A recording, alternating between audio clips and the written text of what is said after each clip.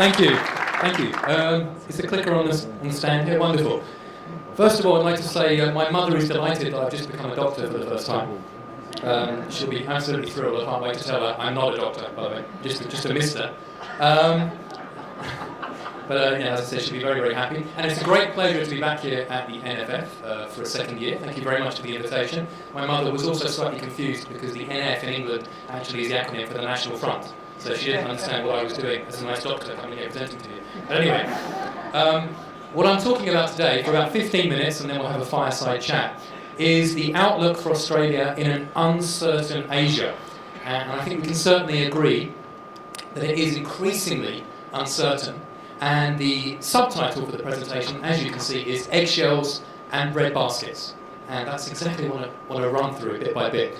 Before I begin, I have to say I was given a very stern warning about this particular presentation. I was told, don't give the audience death by PowerPoint, because it's the end of the day.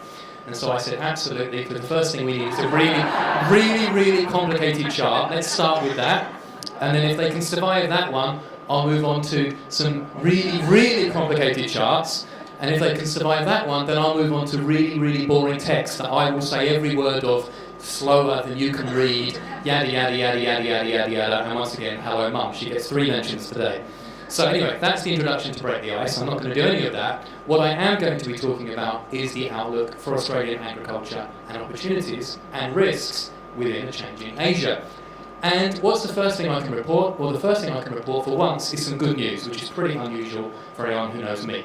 And that is exports to China here in Aussie dollars, in millions of Aussie dollars, right the way from January 11 through to today, which is beef, cheese, crustaceans, barley, alcoholic beverages, meat, excluding beef, milk, wheat, fruit and nuts, and wool. And you don't have to be an expert on charts to see they are going up for the most part. Up and up and up and up. Wool in particular is having a fantastic time. So this really is unadulterated good news. Now, really enjoy that because I don't have much of it in the rest of the presentation. But what does it mean? It means I get to play Oprah Winfrey for once, who I've also wanted to be for a long time. You get an easy to understand meme. And you. Easy to understand memes for everybody. It's all looking very good for exports to China. Now, unfortunately, exports to China are not the only thing that are rocketing when we're talking about China. I don't know if anyone saw on TV recently they had the 70th anniversary of the Chinese Communist Party. Hands up, anyone who watched it? Yeah, there's a lot of talk at the moment about what is or isn't an Australian value. I have to say, this doesn't look like Sydney Mardi Gras to me. It's a big street parade, a little bit different. For those who've seen it, it looks a little bit more like Springtime for Hitler, unfortunately, or maybe the Super Bowl halftime show run by North Korea. That's basically what it looked like. Certainly, the political situation in China is looking more and more tense in multiple dimensions, and that's getting noticed down here in Australia, and frankly, everywhere, very much within the broader region. So that brings us to the eggs. Now, I think you all identify what these are as farmers. Even I, as a non-farmer, know what these are. And baskets. As farmers, you know what baskets are. And as farmers, I'm sure you're very well aware of what you're supposed to do with eggs and baskets, and what you're not supposed to do with eggs and baskets. And I think you all know the idiom that I'm referring to. And this is why the eggs turn into eggshells. This is a basketball, and just within the last few days, we've had a major spat between the US and China over basketball. Can you put your hand up if you've heard about that? Yeah, nearly everybody. It's amazing how sport suddenly brings this home to us. Well, the general manager of one team, the Houston Rockets, I believe, tweeted, "Stand with Hong Kong," and then apologised and deleted it. But nonetheless, Chinese sponsors have walked away from the NBA in China completely, where there are 500 million avid fans. And it's not being televised there at the moment. So you're seeing a complete boycott, pretty much, of the NBA, even though it's hugely popular because one person apologised after tweeting something that China didn't like. That's how sensitive things are there at the moment on multiple fronts. And just one tweet from one person in one organisation can close off a market, potentially, completely. We'll have to see how that particularly pans out. So that's the eggshells that we all have to be on as these rockets are trundling up and down in the street, alongside exports going up. And here's your basket, the bread basket that is Australia. Obviously, you're producing lots of wonderful produce and you're selling it to Asia. and it's fantastic, and it's selling it to China, and they love it, and you're getting record prices for it, and it's wonderful. But it's an incredibly unstable political backdrop where things can change in a minute on Twitter, which cannot be policed all the time down here. So let's put it in a broader context. I have to thank Tim Hunt for this fantastic chart from Rabo Research here. This shows the share of Australia's agricultural exports to major trading partners, and it goes all the way back to 1954-55, right the way to today. And what you can see on this red dotted line, with the orange line and the blue line there, is the last time Australian agricultural exports were as concentrated in just one market as they are today on China was all the way back in the late 1950s when it was the UK that was that important. So we really are talking about a lot of eggs in one basket, and look at it going up and up and up and up and up. At this moment, doing nothing, just inaction, given the growth rates between exports to China and everywhere else, we'll see that moving up to 35, 40, 45, 50. It's a story that writes itself. Now, obviously, Australia has changed enormously over the past couple of years, and enormously over the past couple of decades. The last time that Australian exports in the agri sector were as concentrated as they are today in one country, that was the Brisbane CBD. Just to put it in perspective. That was your Prime Minister, just to put it in perspective, and that was your lunch. And I think we've seen a big improvement on all fronts, haven't we? Or at least some of them, depending on your politics.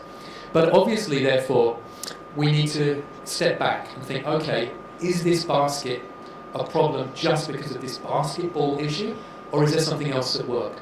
And really, there are a lot of things to worry about. First of all, we have politics, and you might wonder, why have we got Karl Marx there with a lampshade on his head, and Che Guevara with a glass in his hand, and Stalin with a hat on? Basically, that's supposed to be the Communist Party, if you can't get the visual metaphor. And this is a reality that's not going to go away. We have to accept it. I was being flippant talking about Mardi Gras versus those rockets. I was watching the commentary, and actually the commentator in English said, these rockets can hit everywhere in the continental USA. And I thought, really, that's what you want to be celebrating on your 70th birthday? Fantastic. Then we have the economy here. Now you might wonder, what's this picture supposed to be? It's a bubble-making machine. Because I can assure you, you'll have a long line of economists who will come here and say, China's growth is here, it was there, in 10 years it will be there, in 20 years it will be there, then it will be on the ceiling, then it will be on Mars. That's basically straight line forecasting, which never happens ever, anywhere in life. And I can assure you the Chinese economy, aside from politics, is really in serious trouble. It has a massive debt problem for households, similar to Australia. It has a massive debt problem amongst corporates. It has a growing debt problem even amongst the government itself. Banks are capital constrained. And you're seeing a lot of the same problems in China that you're seeing actually in Western economies, in terms of really having too much debt and not knowing what to do with it, and interest rates going lower and lower and lower as they are here. And at the same time, they have a huge property bubble. Sounds familiar, doesn't it? And they also have a huge tech bubble where if you say petfood.com in Chinese, suddenly it's worth $1 billion overnight. So it's really not the healthiest economy. And then you have demography. Oh dear, that appears to have disappeared. I'm not sure if that's going to disappear. No, it doesn't. Okay. 1 second. Fortunately, you can't see the slide there on the right, demography. For some reason, it's disappeared. Basically, it's a UN projection of where China's population is going to go. And what you could see, if it were up there, is depending on how fertility rates decline going forward, and they are declining very sharply, by the end of 2050, and even more so by the end of the century, there will be hundreds of millions of less Chinese consumers. Hundreds of millions less. That's baked into the cake already. In fact, in the most extreme scenario up there, there will be 900 million fewer mouths to feed in China. Yeah, that's baked into the cake demographically. So, that's the bad news. But let's come back to some good news again so I don't get lynched on my way out. China is not Asia. One of the simplest mistakes people make is thinking, well, yeah, when we're selling to Asia, we must mean we're selling to China. There are lots and lots of other mouths to feed in Asia that are not Chinese. For example, you are here. And what do we have? We have population aged 0 to 14, so that's children, from 2001 through to 2050, and the red line there is China. You're in this green phase here, and you can see that you're going to have a drop-off of around 20 or 30 million Chinese children over the next couple of years, because of the demographic profile I've already described to you. So that's baked into the cake. 20 or 30 million people, as many as there are in Australia, suddenly disappearing from the infant formula market, for example. But in the background, if we look at Indonesia, the Philippines, Vietnam, and Thailand, you see that there's much, much less of a drop-off, and you've got millions and millions of other mouths there that maybe don't get as much attention, but are still worth looking at as a very, very large market right next door. None of them, by the way, trundle rockets up and down the middle of the street. Then if we move on to looking at other countries, we can see the same pattern again, but let's say add in Indonesia, the Philippines, Vietnam, Thailand, India, and Pakistan, and contrast that with China. If you look at that, look in the green area, yes, it's still declining a little bit, but mainly because of what we're seeing in just one or two countries. You have hundreds and hundreds of millions of mouths to feed that are not Chinese, that are not going to be declining as fast. It's a huge, huge opportunity for Australia. It really is. So let's try and put it together, if we can do, again, using the magic of Rabo research from the FAR team, and look at the equivalent alternative markets to China that we might be able to find. And what we've done is look at beef and veal, sheep meat, wheat, barley, dairy, wine and seafood. This is very, very representative rather than being accurate to 3 decimal places, but it's food for thought, if you'll excuse the pun. We're looking at how many million consumers you would need if they're consuming on a per capita basis like they do in Southeast Asia, in terms of their preferences, or Western Europe, who have different consumption preferences. And you can see that, for example, for beef and veal, you'd need to find 25 million Southeast Asian consumers to replace the Chinese market completely, were that to be necessary, or were that to be forced on you. Well, the good news is there's many more than that available. If it's Western Europe, it's 20 million. Now, sheep meat, that's fairly clear, 753 versus 37. That doesn't look so good, even if the wool story is good. Wheat, 30 and 10. That's doable when you think of the size of the Asian population. Barley, not so doable, because a lot of that goes to China for animal feed. So that's a specific instance where you can't spin it in a positive way. Dairy, you certainly can, 6 million or 1 million. How hard is that to find in all of Asia? Not that hard. Wine, yes, that's difficult if you're going to be selling to Southeast Asia. You only need to find 7 million consumers who drink like Western Europeans do in a population of billions, and you've replaced the Chinese market.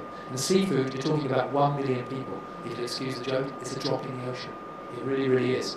So let's look then on the right here. Indonesia, Korea, Japan, Malaysia, the Philippines, Singapore, Thailand, and Vietnam. That's the population in millions today. 264, 51, 127, 32, 107, 6, 68, 95. And very, very, very approximately, I've tried to colour them in and show you either a West European equivalent or a Southeast Asian equivalent, whether you could easily fill that gap if you wanted to, maybe at a lower price point, but still keeping you in business if anything were to happen in a basketball kind of sense, and rock the handle on that basket. And you can see that through a combination of these countries more on the right, or Indonesia alone on the left, if you do the hard work of actually getting the trade deal done and then actually putting it into place on the ground, rather than just signing a piece of paper, you do have opportunities all around you in a growing, changing Asia. You really, really do. Now, as I stress, this is just indicative. But if you add all these little green slices together and these orange slices together, it shows that even if you have to be nervous about what's going on in China to some degree, it isn't all bad news by any means. It really isn't. And the simple message, before we move to the fireside chat of this phase of the conversation, is that there are billions of Asian mouths to feed. Australia needs to find just a few million richer ones. That's what you need to concentrate on. You have wonderful produce, you are not going to feed Asia. That's never going to happen. You are going to feed a few million people in Asia who want a really high quality product at a high price point. And they don't all have to be in China. One's taking a very pessimistic view of the rest of Asia if you think they have to be in China. So once again, should all your eggs be going in just one basket, given you already have around a 30-35% concentration risk on just one country, which is currently at loggerheads with the US, one way or another? And that's the question I want to put to you. Thank you very much for your attention. Okay.